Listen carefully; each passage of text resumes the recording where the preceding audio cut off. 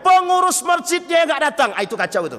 Coret ganti, karena banyak pengurus masjid itu yang nggak mau ke masjid itu banyak.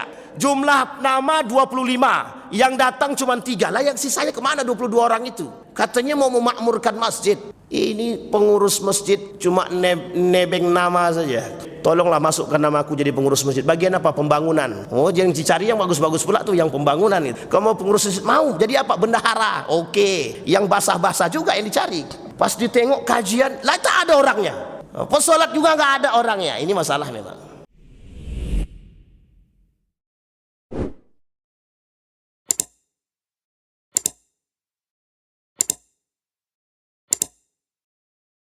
Asyhadu anna Muhammadan abduhu wa rasuluh la nabiyya ba'd. Allahumma salli wa sallim wa barik ala hadzal nabiyyil karim. Allahumma salli ala Muhammad wa ala ali Muhammad fil alamin innaka Hamidum Majid. Ya ayyuhan nasu ittaqu rabbakumul ladzi khalaqakum min nafsin wahidah wa khalaqa minha zawjaha wa batha minhuma rijalan katsiran wa nisaa'a wattaqullaha alladzi tasaaluna bihi wal arham innallaha kana 'alaikum raqiba. Puji syukur kehadirat Allah dengan mengucapkan alhamdulillahirabbil alamin, berselawat kepada Nabi dengan mengucapkan Allahumma salli ala Muhammad wa ala ali Muhammad fil alamin innaka Hamidum Majid. Bapak Ibu sekalian yang berbahagia, di maghrib ini mudah-mudahan Allah berkahi kita semua. Mudah-mudahan Allah jadikan kita orang-orang yang selalu bersyukur akan segala nikmatnya. Allah jadikan kita orang-orang yang husnul khatimah. Amin ya rabbal alamin. Tak lupa berdoa kepada Allah. Yang pertama untuk kedua orang tua kita yang masih hidup, sehat, kuat, husnul khatimah. Untuk orang tua kita yang telah mendahului, Allah tempatkan di tempat terbaik di sisinya, Allah terima amal ibadahnya, Allah kumpulkan kelak bersama orang-orang yang soleh. Amin ya rabbal alamin. Baik Bapak Ibu sekalian yang berbahagia, saya tanya sama Bang Iwan, judulnya apa Bang Iwan? Salat berjamaah, gitu dia. Sebenarnya mengajarkan orang yang sudah salat berjamaah ini sebenarnya tak perlu juga, tapi untuk mengingat-ingat tak ada masalah. Baik Bapak Ibu sekalian yang berbahagia, di dalam Al-Quran Allah berfirman, yauma yukshafu an saqi wa yud'auna ila sujud fala yastati'un khashi'atan absaruhum tarhaquhum zillah wa qad kanu yud'auna ila sujudi wa hum salimun. Kata Allah di dalam Al-Quran, mereka diajak untuk sujud kepada Allah, yud'auna ila sujud fala yastati'un, tapi mereka enggak bisa. Mereka mengatakan kami tidak mampu melakukannya. Khashi'atan absaruhum tarhaquhum zillah, perbuatan yang membuat mereka enggan untuk melakukan sujud itu disebabkan karena urusan dunia yang kelak zillah, membuat mereka rendah, hina di hadapan Allah. Wa qad kanu yud'auna ila sujud wa hum salimun. Kalaupun mereka dulu dalam panggilan sujud itu mereka datang, itulah orang-orang yang selamat. Kata Allah Subhanahu wa ta'ala dalam pembahasan salat berjamaah, kita bagi dalam 3 pembahasan. Pembahasan pertama, salat berjamaah secara hukum. Yang kedua, faidah melaksanakan salat berjamaah. Yang ketiga, ancaman Allah bagi orang yang tidak melaksanakan salat berjamaah. Nah, ini 3 ini dah cukup, karena kayaknya sudah habis juga waktunya itu. Sekarang kita main dulu pada poin hukum salat berjamaah. Hukum salat berjamaah dari sekian banyak pandangan para ulama itu terbagi pada 4 hukum salat berjamaah. Kita ambil yang pertama. Salat berjamaah yang pertama hukumnya adalah fardu ain. Bahasa lainnya wajib ain. Wajib ain berarti kalau dia tak melaksanakan salat berjamaah, dia berdosa. Itu yang pertama. Kemudian Apakah ada dalil tentang persoalan hukumnya wajib ain tersebut? Ada. Kata baginda Nabi Muhammad sallallahu alaihi wasallam, "Wa idza kunta fihim fa aqamta lahumus salah." Kemudian faltakum ta'ifatum minhum ma'ak wal ya'khudhu aslihatahum fa idza sajadu falyakunu min wara'ikum wal ya'ti ta'ifatun ukhra lam yusallu falyusallu ma'ak. Ini cerita tentang seorang pemuda yang solat berjamaah bersama Nabi. Setelah Nabi selesai solat, datang orang lain sendirian masuk ke dalam masjid. Setelah masuk dalam masjid, ternyata dia solat sendirian. Kata Nabi, fal tusalli ma'ak, silakan kau solat bersama dia. Padahal yang satu ini dah solat. Maka kalimat fal yusalli ma'ak, kalimat ini kemudian fal tusalli ma'ah, kata Nabi, dianggap sebagai lazimul amri, perintah yang harus dilakukan. Sehingga sahabat tadi yang sudah solat, dia kemudian solat kedua kalinya agar orang yang terakhir datang ini tadi dapat solat berjamaah. Dari sini dipahami oleh para ulama bahwa ini menunjukkan lazimul amri, perintah untuk dilakukan. Maka disebutlah wajib ain, hukum solat berjamaah. Pertanyaan muncul, apakah pada saat itu Nabi menekankan orang-orang yang setelah solat ini untuk menemani mereka? Ya.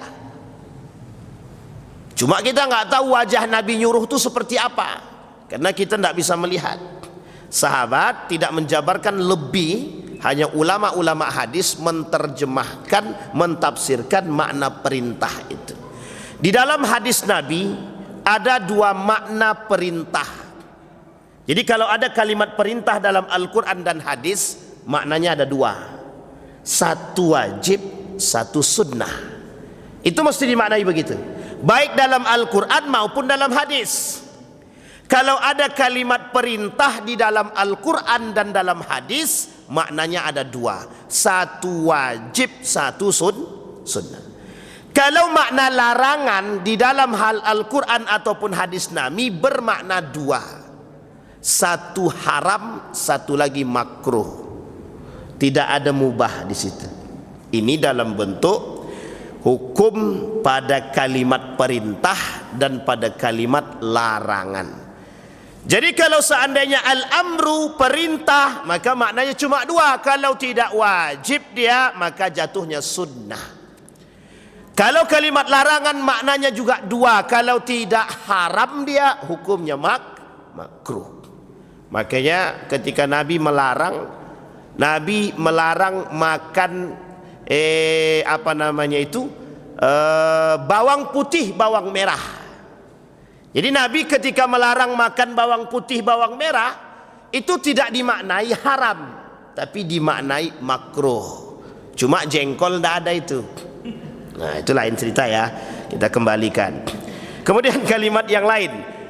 Kata Allah dalam Al-Quran, wa aqimus salata wa atuz zakah warka'u ma'ar raqiin. Rukuklah kalian bersama orang-orang yang rukuk. Kalimat ini perintah. Warka'u, rukuklah. Ini langsung, perintahnya langsung. Kepada siapa? Sahabat Nabi. Kalian orang beriman, rukuklah langsung. Ma'ar raqiin, bersama orang-orang yang rukuk. Masalahnya adalah siapa yang rukuk itu? Perintah ini menunjukkan kepada salatul jamaah. Baik, itu satu. Sekarang yang kedua, hukum yang kedua adalah sunnatun muakkadah. Sunnatun muakkadah. Ada dalilnya? Ada. Jadi semua ini punya dalil. Nanti kita cari, kita lihat mana yang terkuat. An Abdullah bin Umar anna Rasulullah sallallahu alaihi wasallam qala salatul jamaah tafdulu salatal fardi bi 27 darajah. Dari alur kalimat itu tidak ada perintah. Tidak ada perintah. Cuma Nabi kata salat sunnah tu baik loh. sangat baik, 27 pahalanya ketimbang solat sendiri. Ini kalau berbicara seperti ini hadisnya itu mesti maknanya itu sunnah, jelas itu. Ini makna sunnahnya jelas, zahir. Arti kalimat ini tidak menekankan dan tidak melarang. Artinya kalau tidak ada melarang, tidak ada yang penekanan terlalu kuat, maka bisa dimaknai sunnah. Contohnya salat tahajud. Salat tahajud itu tidak ada perintah yang jelas di dalam hadis Nabi. Tapi dalam Al-Quran ada fatahajjat bihi. Maka kalian salatlah tahajud, kata Allah, fatahajjat bihi. Perintah, cuma dijelaskan lebih rinci oleh Nabi dalam hadisnya, sehingga tidak menjadi satu kewajiban.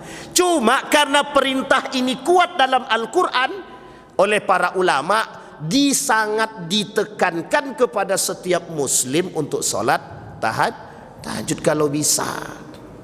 Bisa dipahami Bapak Ibu? Samalah, tapi tingkat derajat sholat jamaah itu lebih tinggi. Kata baginda Nabi, kata para ulama, hukum sholat itu, sholat jamaah sunnatun muakkadah. Sunnat muakkadah itu bagaimana?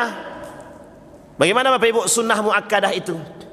Salat sunnah yang ditekankan. Gimana cara maksudnya yang ditekankan? Tidak boleh ditinggalkan kecuali ada uzur. Tidak boleh ditinggalkan kecuali ada uzur. Itu apa bedanya dengan wajib Pak Ustaz? Nah, ini kita jelasin perbedaannya. Kalau dia wajib ain, tak dilakukan berdosa dia. Berarti bukan bagian daripada persyaratan. Tapi kalau dia sunnah, dia ditekankan betul untuk melakukan, tapi kalau dia tidak melakukan, tidak membatalkan salat dia. Inilah yang disebut dengan sunnatun muakkadah. Hanya saja kata baginda Nabi Muhammad SAW dan para ulama itu mengatakan Nabi sangat menekankan orang yang salat berjamaah. Sampai kata Nabi, kalau orang ni tahu pentingnya salat jamaah, merangkak pun boleh, kata dia. Begitulah kata Nabi. Kalau orang ni melihat, kata Nabi, pahala salat jamaah ni jelas tampak di mata mereka, maka tidak ada yang datang kecuali mereka hanya untuk melaksanakan salat berjamaah. Cuma kan tidak nampak bentuk pahalanya itu. Cuma kita dikasih tahu 27 pahalanya, tapi kita tak nampak pahalanya bagaimana. Tapi kalau seandainya setiap yang salat berjamaah dikasih 27 beras, 27 kilo, bukan 27 kilo, berarti 10, 270 kilo. Oh, itu banyak yang datang. Jangankan 200, 27 kilo saja dah banyak yang datang tuh. Banyak tuh, yakin saya. Tak usahlah itu 10 kilo pun orang datang. Itu 10 kilo itu. Ini pahala tu tak nampak. Kalau nampak pahala tu yakin banyak yang datang. Makanya Bapak Ibu sekalian yang berbahagia, menguji keimanan itu, kalau seandainya orang tu nampak, dia tak perlu uji keimanan, sudah jelas tujuannya. Tapi karena tak nampak, inilah iman tu penting. Kalau seandainya jelas surga dan neraka tu, yakin saya takkan ada yang pilih neraka tu Pak. Tak akan ada. Kalau ada orang pilih neraka itu memang akalnya memang kurang sehat, betul itu. Tapi pasti dia milih surga tu jelas. Nah, cuma pertanyaannya, kalau begitu kan tidak perlu ada tolak ukur iman gitu.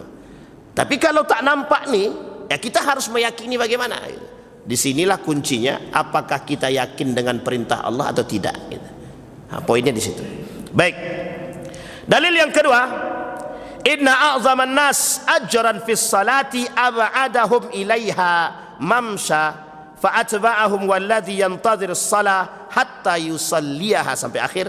Kata baginda Nabi, ini hadis yang kedua, sesungguhnya orang-orang yang mendapatkan pahala besar dalam solatnya ialah orang yang solatnya bersama-sama, berjamaah. Ini pahala. Artinya pahala solat berjamaah lebih banyak daripada solat sendiri.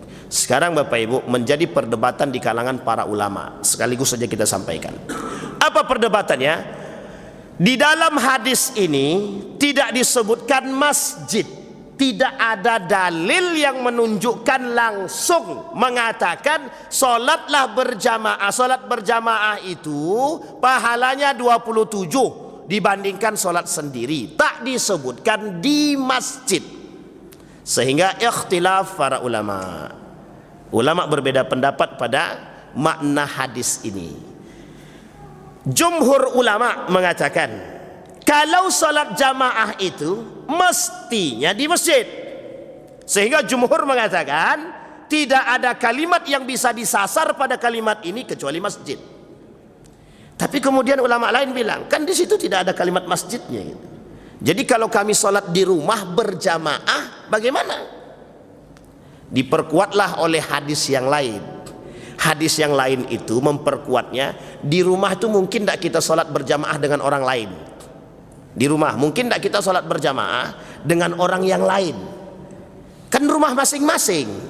Disinilah kalimat itu warka'u ma'ar raki'in tidak diisyaratkan untuk rumah, tapi disyaratkan untuk berjamaah. Dua tempat salat berjamaah itu cuma dua. Satu di masjid, yang kedua di lapangan. Lapangan itu Idul Fitri, Idul Adha. Yang masjid salat Jumat dan salat maktubah 5 waktu. Bisa dipahami Bapak Ibu ya? Ini isyaratun kata para ulama. Jadi kata jumhur ulama berarti apakah salat di rumah atau di masjid? Jumhur ulama sepakat itu yang dimaksud adalah masjid. Ibnu Hajar al-Asqalani mengatakan itu masjid. Ibnu Katsir mengatakan itu masjid. Tidak ada yang lain. Imam Nawawi mengatakan itu masjid, bukan yang lain. Sehingga kalau ada orang yang melaksanakan sholat berjamaah di rumah, bagaimana hukumnya? Dalam pandangan yang lain dia dapat 27 pahala, tapi dia tak dapat keberkahan dan keutamaan masjid. Di sini ada poin penting, sehingga perlu juga dipahami apakah masjid itu punya keutamaan. Ini menjadi poin pertanyaan. Pertanyaan muncul, apakah masjid punya keutamaan? Kalau tidak punya keutamaan, mengapa kita disuruh perintahkan masuk ke dalam masjid? Bisa dipahami Bapak Ibu ya?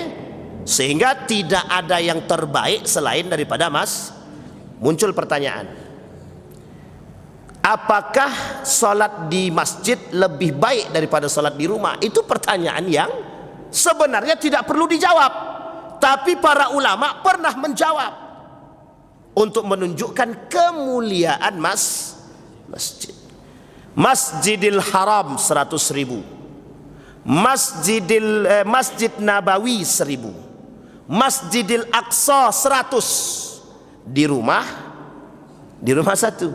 Di masjid kita paling banyak 27. 27 ini baru salat berjamaahnya, belum lagi keutamaan masjidnya. Orang yang salat di dalam masjid, satu, Allah turunkan ketenangan kepada mereka. Di mana dalilnya? Hadis baginda Nabi Muhammad sallallahu alaihi wasallam.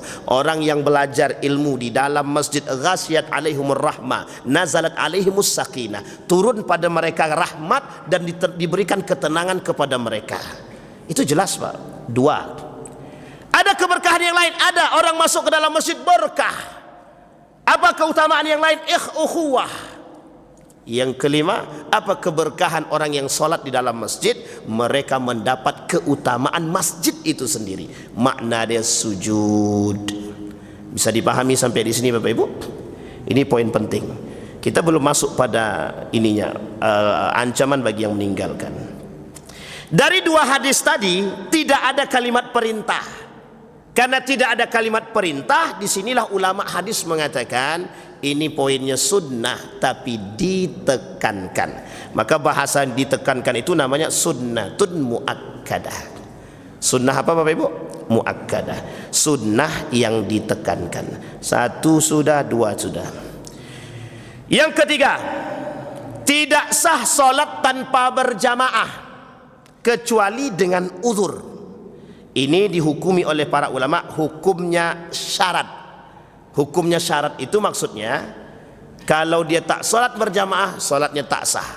Berarti syaratnya apa? Biar sah sholatnya syaratnya apa? Berjamaah. Jadi kalau biar dia sah sholatnya berjamaah lah. Jadi kalau dia sholat sendiri tak sah sholatnya. Ada dalilnya? Ada. Jangan salah. Man sami'an nida falam ya'tihi fala salata la illa bi uzrin. Kata Nabi, barang siapa yang mendengar azan, dia datang melaksanakan solat, dan kalau dia tidak datang untuk melaksanakan solat berjamaah, la salata illa bi uzrin. Tidak ada solat bagi mereka kecuali ada uzur. Ini maksudnya menjelaskan kepada kita, orang yang boleh meninggalkan solat berjamaah itu kalau ada uzur. Apa uzurnya? Sakit. Apa uzurnya? Cuci piring. Salah tuh. Cuci baju tak masuk. Sakit, koma, sakaratul maut, dan uzur-uzur yang lain, uzur syar'i. Kemudian Bapak Ibu sekalian yang berbahagia, ada hadis yang lain, walladzi nafsi biyadihi Muhammadun wa laqad hamamtu an amira bihatabin fayahtubu thumma amir salah. Kata Nabi sampai akhir, demi zat dan jiwaku yang ada dan jiwa yang ada di tangannya, sesungguhnya aku bertekad meminta dikumpulkan kayu bakar lalu dikeringkan agar mudah dijadikan kayu bakar, kemudian aku perintahkan mereka salat lalu ada yang berazan. Ini menunjukkan pentingnya salat berjamaah. Kemudian dikatakan, aku perintahkan seseorang untuk mengimami solat, dan aku berjamaah untuk menemui orang-orang yang berjamaah bersama mereka, lalu aku bakar rumah-rumah mereka. Jadi Nabi, ini pernah terjadi pada masa sahabat Nabi. Jadi waktu seorang sahabat itu tidak mau ke masjid, diambillah kayu bakar yang sudah dikumpulkan oleh para sahabat tadi. Orang sedang sholat, Nabi sholat. Setelah sholat, Nabi datang ke rumah orang yang nggak sholat itu, dicarinya, dibawa kayu bakar tadi, bakar gitu. Ini nanti kita lihat derajat hadisnya bagaimana. Kata para ulama, derajat hadis ini hasan, tidak lemah, hasan. Kalau hasan itu di bawah sahih, di atas dhaif, artinya kekuatannya masih kuat. Kecuali dhaif pun masih bisa diambilkan sebagai faidah dalam kehidupan, kecuali dhaif jiddan pun masih bisa dipakai, kata Ibnu Hajar Al-Asqalani. Yang tak bisa dipakai itu palsu pun bisa dipakai dalam doa. Jadi hadis palsu bisa dipakai dalam doa saja, dalam yang lain tak boleh. Tapi hadis dhaif jiddan, lemah sangat, itu tidak boleh dipakai cuma dalam beberapa poin. Satu, dalam dijadikan alasan. Yang kedua, tentang akidah. Yang ketiga, tentang muamalah, boleh dipakai, tidak ada masalah. Cuma berhujjah tidak boleh. Pertanyaannya ini bukan hujjah, motivasi. Dalam motivasi bagaimana? Faidah boleh. Makanya kata para ulama hadis itu, termasuk salah satunya Al-Iraqi mengatakan hadis dhaif boleh dijadikan sandaran untuk mengambil motivasi ataupun faidah. Nah, salah satu faidahnya begini. Kata Nabi, yang tidak sholat bakar. Tapi kalau ada orang sekarang yang tidak sholat berjamaah, dia datang Bapak Ibu ke rumah dia, dia bakar Bapak Ibu bakar rumah dia, beralasanlah dengan hadis ini, itu tak boleh. Hanya untuk motivasi. Jadi kalau dibakar beneran susah itu. Ya nggak perlu dibakar, sebenarnya dah terbakar juga itu. Bisa dipahami Bapak Ibu? Itu hadis yang kedua. Hukum yang ke-1, 2, 3. Sekarang yang keempat Bapak Ibu, yang keempat, hukum salat berjamaah itu kata para ulama fardu kifayatin. Apa fardu kifayah itu? Kalau sudah ada orang yang mewakili, yang lain gugur. Jadi kalau sudah ada Pak Imam, dia makmum, dia azan, selesai. Di imamnya satu, muazzin dia, imam dia, makmum dia, selesai itu. Yang penting ada mewakilkan. Maksudnya bagaimana? Fardu kifayatin. Apa maksudnya fardu kifayatin? Gugurlah bagi yang lain kewajibannya. Pertanyaannya adalah, adakah dalilnya? Ada. Ma min salasatin fi qaryatin wala badwi la tuqamu fihimus shalah illa qad istahwadha alaihimus syaitan fa alaikum bil jamaati fa innama ya'kulu dzanbu al qasiyah.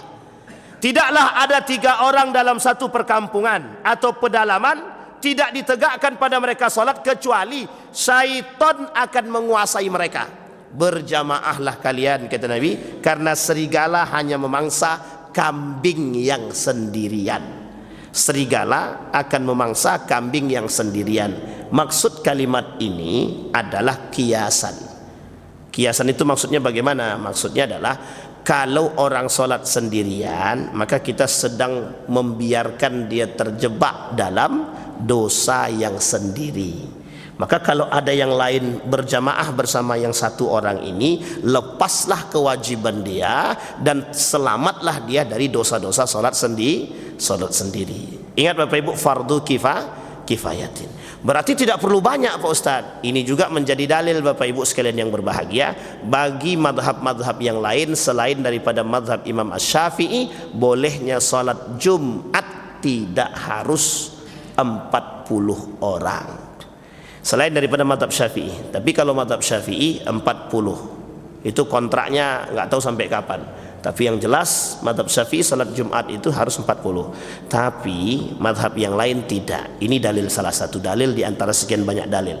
Salat berjamaah 3. Jadi kalau kami tinggal di sini Ustaz, cuma masyarakatnya hanya ada 20 kakak. Sementara kami punya masjid, bagaimana salat Jumatnya? Sah. Jangan dipaksakan harus 40. Nanti orang nyebrang dari sungai susah. Tidak bisa dipaksakan. Tapi banyak masyarakatnya cuma mereka nggak mau sholat saja. Yang sholat cuma 10 orang, sholatlah sah. Bisa dipahami Bapak Ibu ya? Baik. Sekarang pertanyaannya adalah, Ustadz, ini kan banyak sekali mazhabnya, banyak sekali hukumnya, fardu kifayah, syarat, kemudian sunnah muakkadah, kemudian wajib ain. Saya mengambil kesimpulan, kalau saya pribadi harus memilih, saya pribadi disuruh untuk memilih, saya mengatakan salat sunnah itu, salat berjamaah itu hukumnya adalah sunnah muakkadah. Cuma ada cumanya. Sunnah muakkadah di sini tidak boleh ditinggalkan kecuali hanya orang yang punya uzur. Dan saya pun mengatakan uzur yang dimaksud adalah uzur syar'i. Maka kata para ulama, sebisa mungkin paksakan dirimu untuk melaksanakan salat berjamaah, meskipun dia meninggalkannya tidak mendapatkan dosa. Sampai di sini bisa dipahami Bapak Ibu ya? Baik, sekarang kita lihat apa ancaman Allah. Ancaman Allah yang disebutkan dalam hadis baginda Nabi Muhammad SAW bagi orang yang sengaja meninggalkan salat berjamaah. Yang pertama, hadisnya sudah kita bacakan. Tidak sah salat seseorang kalau dia tidak berjamaah. Meskipun hadis ini tidak dipakai oleh para ulama untuk menjadi landasan atau dalil hujjah, tapi para ulama mengatakan begitulah pentingnya salat berjamaah. Artinya diartikan begini, kesempurnaan salat itu sebaiknya berjamaah. Bisa dipahami ya? Meskipun, jadi gini Bapak Ibu, kalau dia tidak sempurna secara pahala, ya mungkin sah-sah saja dia salat. Itulah istilahnya salat sendirian itu ya boleh-boleh saja. Tapi kalau dia berjamaah, banyak sekali keuntungannya dan bisa sempurna. Kalaupun dia tak dapat 1, dia dapat 27. Kalaupun dia tak dapat 27, dia dapat 20. Artinya kalaupun dia salah, ada yang mengingatkan. Bisa dipahami ya? Kalau dia salah karena dia berimam, tercover salahnya. Kalau dia sholat sendiri di rumah salah, ada nggak yang mengcover? Nggak ada. Makanya hati-hati.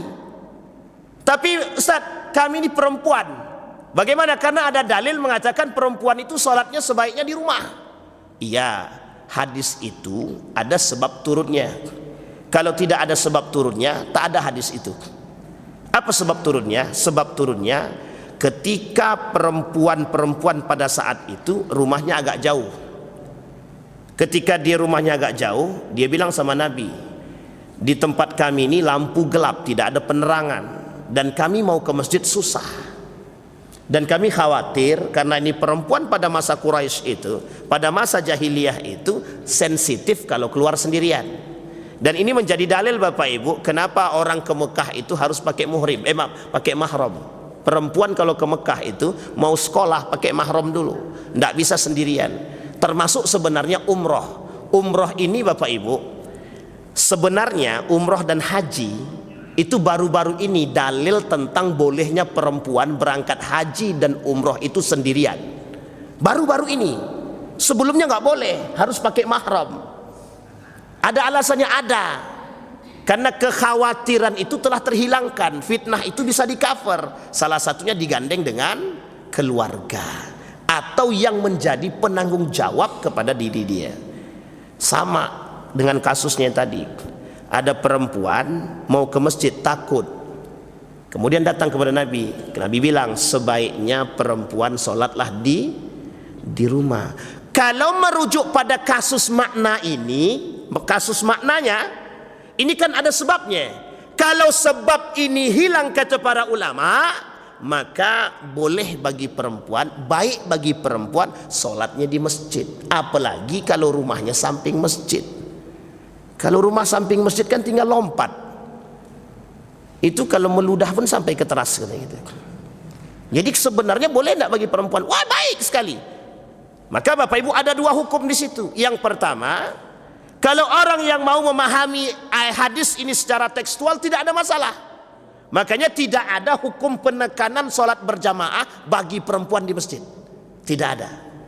Yang ada hanya bagi laki-laki. Pertanyaannya, mana yang lebih baik? Sholat di rumahkah atau sholat di masjid? Ya perempuan tinggal pilih. Kalau mau pahala yang banyak, ya datang ke masjid. Kalau tidak, ya terserah. Ini menjadi masalah juga. Nah, Bapak Ibu sekalian yang berbahagia, bagaimana pendapat para ulama? Kata para ulama, memang ulama tidak ada yang menekankan seperti halnya penekanan kepada kaum laki-laki.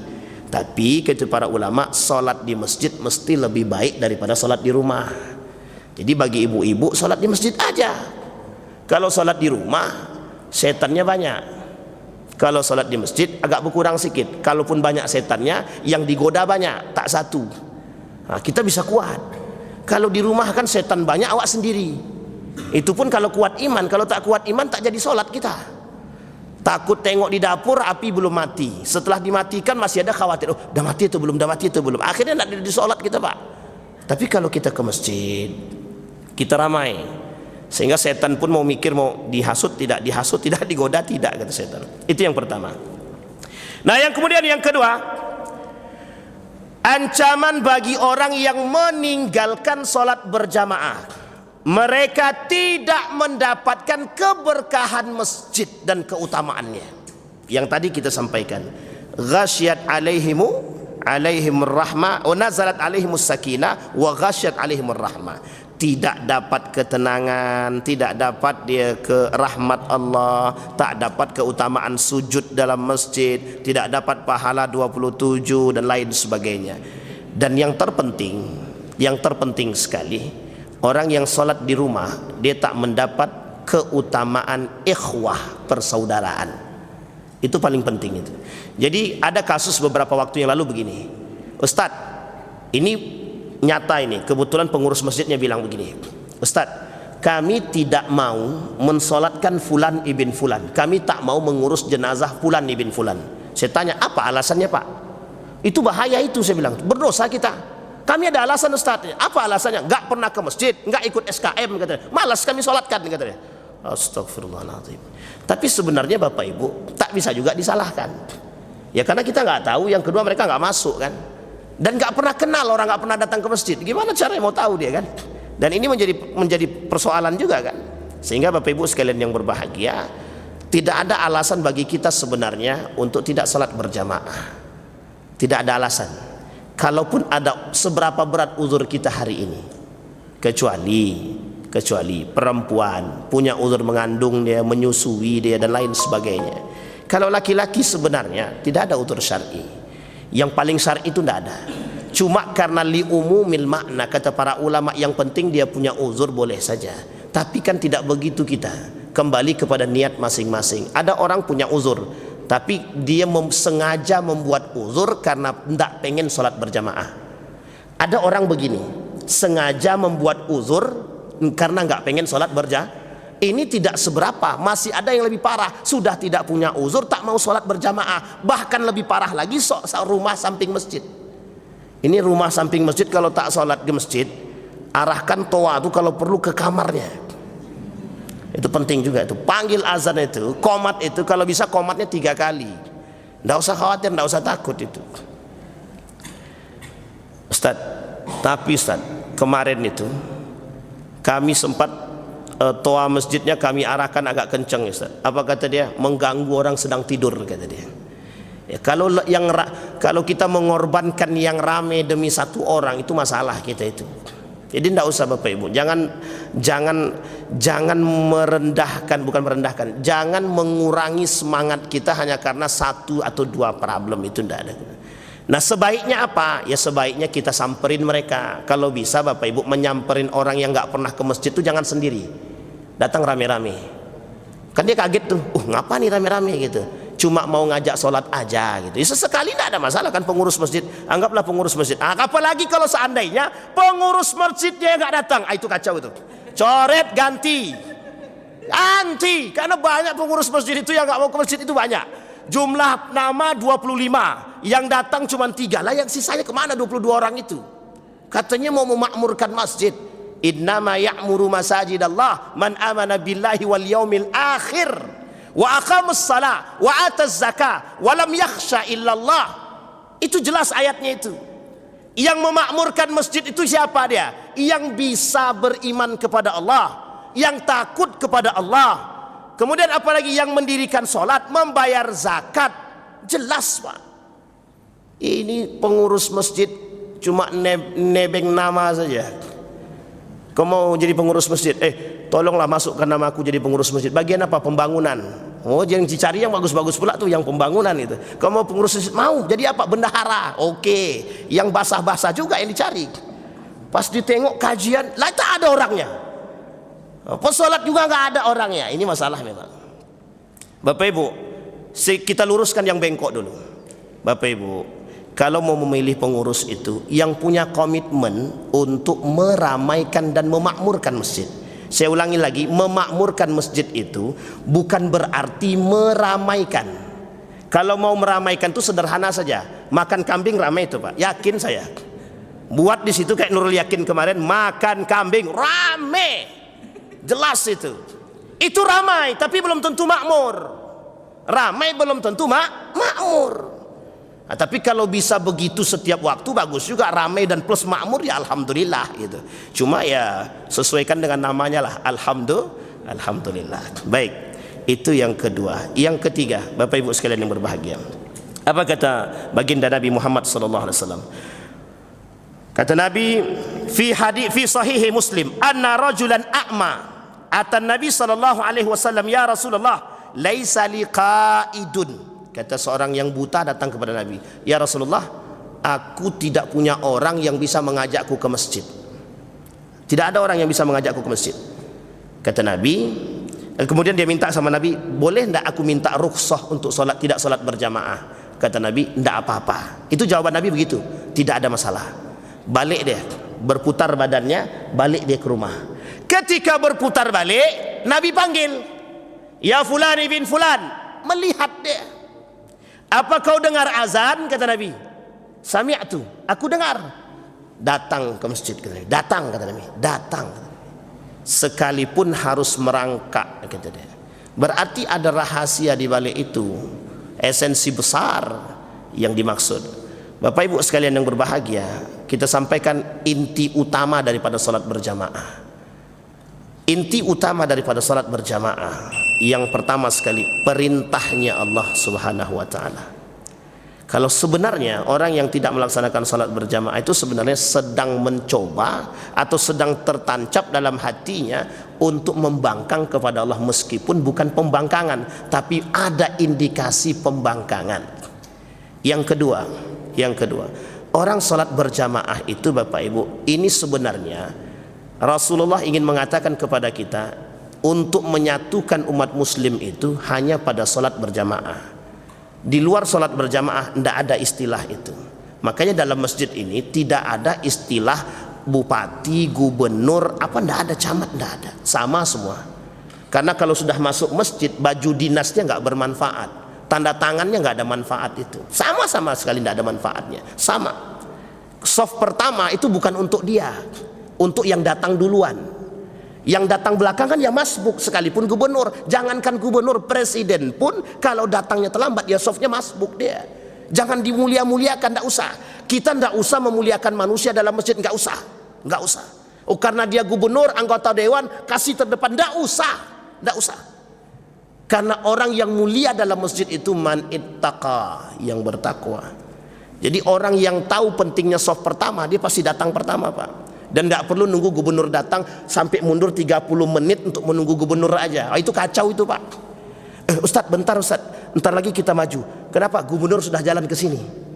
Menunggu gubernur jalan ke sini 30 menit kita mengundurkan sholat. Oh, itu kacau sekali. Siapa dia? Belum tentu gara-gara dia kita masuk surga itu. Yang kita khawatirkan justru malah sebaliknya. Jadi tidak ada kemuliaan. Satu-satunya tempat yang bebas daripada segala macam ras, masjid. Dia tidak bisa, Pak. Jadi jangan memuliakan manusia yang tidak selayaknya untuk dimuliakan. Muliakanlah di dalam masjid ini orang yang bertakwa. Yang datang duluan dia yang punya hak duluan. Sebenarnya begitu. Kecuali datang duluan memang nggak pengen sop pertama, yaitu sebenarnya orang merugi juga gitu. Orang yang merugi. Kenapa merugi? Karena sop pertama pahalanya besar. Dan itu setiap sop itu ada pahala masing-masing, Pak. Dalam hadis Nabi jelas itu. Sop pertama berapa, sop kedua berapa, sop itu ada. Tapi kan kita pilih yang paling belakang, Bapak Ibu. Yang paling belakang itu sop perempuan. Kata Nabi dalam hadisnya, sebaik-baiknya saf perempuan paling belakang. Kata dalam hadis Nabi, sebaik-baiknya saf lelaki paling depan. Begitu dia, Bapak Ibu. Jadi kita cari yang paling belakang.